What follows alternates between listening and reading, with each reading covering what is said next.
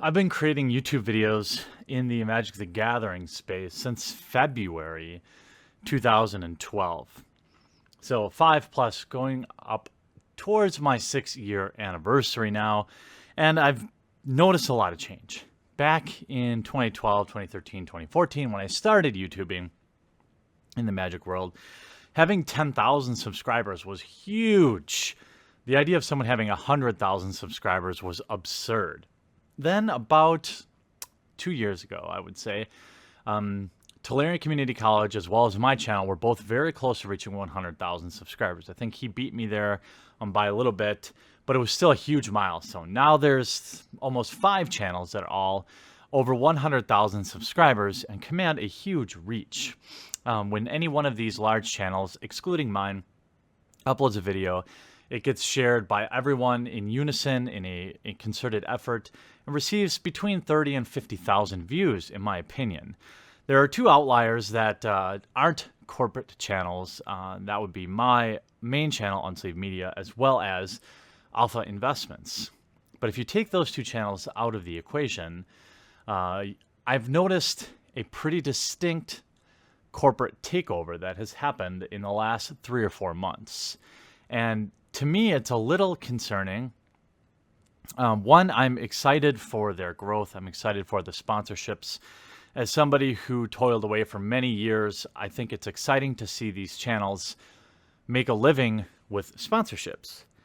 But on the other hand, I'm concerned because many of these channels have also pitched in the past how they're desperate and need Patreon support and receive thousands of dollars a month in Patreon support, in addition to corporate sponsorships, in addition to running ads on their videos. How much is enough? Well, I guess the correct answer is more, and I guess I can't shame them for it, but it does feel like bad form to both accept large amounts of Patreon donors every month, as well as corporate sponsorship. This is why most large YouTubers don't do both, because it's seen as bad form to both run ads on your videos, as well as having Patreons, as well as having corporate sponsors. It's a little greedy. Large channels like, for example, Jimquisition doesn't run ads on his videos, so I don't mind when a large channel has a Patreon, should they choose to do that. Now, if he decided to run ads on his videos, that would be, I think, his decision, right? It's just my personal opinion. I'm not the moral police. I think go make your money. It's hard to make it out there on YouTube.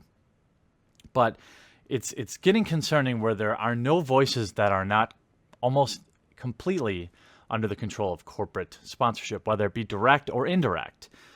Look at this, just one episode from CommandCast. These are all commercials in just one episode. In an episode that also had several commercial breaks, as well as Patreon support. How's it? Welcome to another episode of Game Nights. This show is officially sponsored by Wizards of the Coast now, which is allowing us to do some really exciting things like fly in some awesome guests from out of state, from even out of the country. One of the main sponsors of the show as well is Card Kingdom, so make sure you use our affiliate link, cardkingdom.com/CommandZone. The next time you are out to buy some Magic cards, you're going to buy cards anyway, and we built 4 brand new Commander decks for this episode. So if any of those cards or singles in there interest you, go to cardkingdom.com/CommandZone. Fastest shipping in the business, hands down. And the final way to support this show is to go to patreon.com/CommandZone. Oh, Jimmy, man, I don't hate you. I just hate the rampaging Ferocity. Yeah, I hate the card, not the player, but you're still attacking the player. If I don't have creature removal, I have to try and do player removal. Isn't that something Mel said once? Yeah, it's true. Why not instead find an answer to the card by doing something like going to cardkingdom.com/CommandZone. Card Kingdom is one of the sponsors of the show. And if you're going to buy Magic products, sealed product, or singles, they are the absolute #1 place to do it.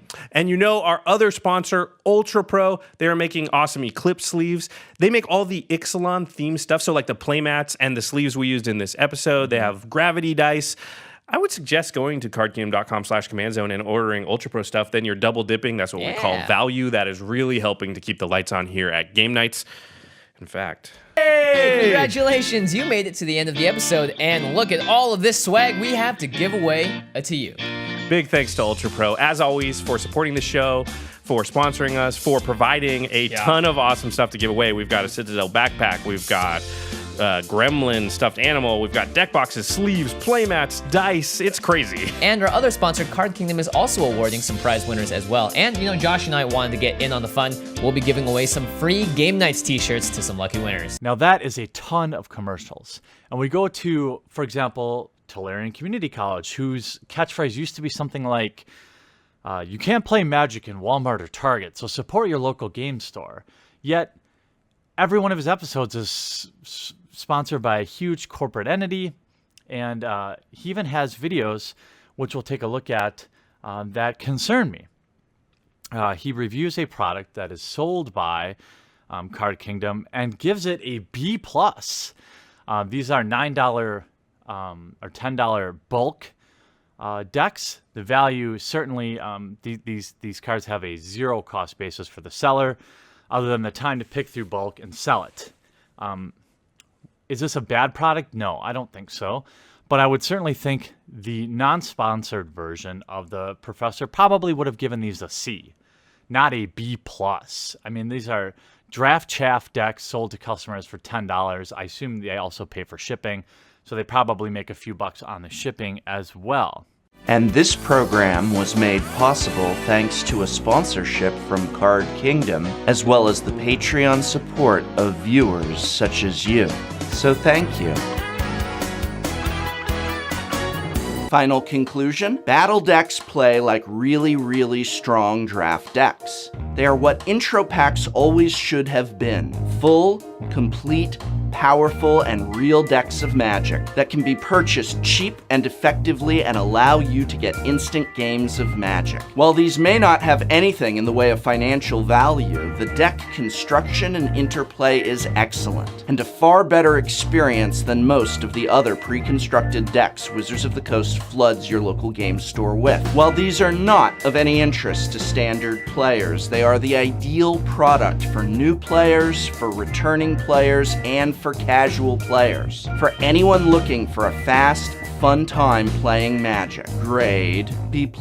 I hope very much that this review has been of some help to you. Want to see what's in these battle decks? Follow the special link in the description to see deck lists for all the battle decks sold by Card Kingdom. Nothing wrong with taking a look at those lists and seeing what archetypes have been made. This video is brought to you in part by TCGplayer.com. We can't even pre-order on the site yet, so I can't even talk about that here, but I can talk about Ixalan because that set still exists and it's still coming out in a few weeks. Every digital price will be 1 cent or 2 cents sometimes, and if you're interested in seeing the whole deck list or buying the thing for a literal dollar, you can click the first link in the description. If you're interested in the list at all, want to check it out, or literally buy the entire deck online and play right this second for an actual dollar, click the first thing in the description. It's a friggin' dollar. These things aren't inherently bad. I think people need to make a living. But it concerns me how quickly everyone abandoned supporting their local shops and, in my opinion, changed their tune pretty quickly for just a few $100. Add to that the Wizards of the Coast level, access level journalism, which is commonly implemented via exclusive spoilers, which only go to channels that toe the company line. This is very obvious. Whether they fly you out to events. I mean, it's no surprise that CommandCast, Tolarian Community College, Magic the Amateuring, which for some reason gets all this access level journalism. I wonder what it is. Nobody watches their nobody listens to their podcast, yet they get flown out to events to do coverage. That's always interesting to me. But I don't want to go down that road. Take a look at people that get flown out to go to HasCon or Grand Prix or things like this. They're all company shills, right? Channel Fireball, event sponsor, flies out people like Tolarian Community College and Wedge and CommandCast. Not just because they have a big following, because why wouldn't they have flown out Rudy? He has just as big a following as any of them. It's because they toe the company line. It's because they're bought and paid for. And the question is, can I trust anything they say now about these products? And I just can't. The professor showed his hand when he gave these bulk decks a B+. And when Wedge shills for both MTGO traders and TCG Player, these are huge companies that don't really need our help. And they moved in and bought, I would say, 70% of the reach in the entire Magic the Gathering community in a matter of 3 months. Now, it'll be really easy for some people to dismiss this criticism as pure jealousy. But what most people don't know is I've had my share of sponsors in the past.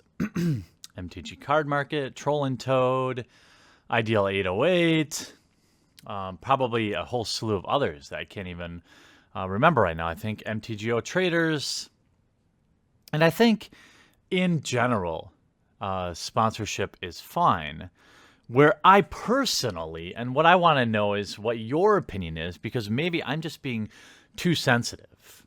I know it's hard to imagine, but to me, it's like when somebody has corporate sponsorships and runs ads on their videos and does Patreon, it's like, it's a little much. It's a little much. But I don't know. Maybe I'm just being oversensitive about it. Maybe, I don't know. I can tell you this, on my main channel, Unsleeved Media, I even feel slimy putting mid-roll ads in. I almost never put mid-roll ads in my videos because I just feel slimy putting them in there. I'm not saying it's clearly not right or wrong. This is just my opinion. And so that opinion is just of one person, you know? And so I'm curious what you all think. What do you think as viewers? So this channel, almost all of the videos are exclusively demonetized. And people have actually reached out to me asking how they can help. And I've had people send me donations, and that's amazing. But it's like, I don't want to start a Patreon until I have 10 or 20,000 subscribers, because I just feel like, no, I don't want to shill like that, and I'm not going to. That's just for me. But, you know, do you mind when YouTubers have corporate sponsors and run ads and do YouTube and do Patreon? Am I just being a dick? I don't think I'll ever combine all three, but it's curious to me how in the last like 2 or 3 months we've seen basically 2 sponsors, whether it be Wizards of the Coast officially and Card Kingdom, basically own everybody. They came in, people spent years building these audiences, and for what I can guess is a couple $100 a month, these people have completely sold out to them. And that's odd because it's like people forget just how hard they work to get to where they need to be. And if you're making, you know, $3,000 to $5,000 a month on ad revenue, plus another $3,000 to $5,000 on Patreon, it seems kind of crummy to then also run corporate sponsorship ads on every single episode. But again, I'm curious about this. I'm curious as gamers, do you even care? Do you just say, oh, whatever, they're making money? Or how much is too much? Because the corporate takeover of the Magic YouTube space is good for creators, but I think it's a net negative for the viewers because we're seeing more and more commercial level content getting put out, and it's really dull and lifeless. You know, product reviews that are basically cloaked ads, and deck text that are just cloaked ads to sell decks. Excuses, people making excuses to create content to then sell something.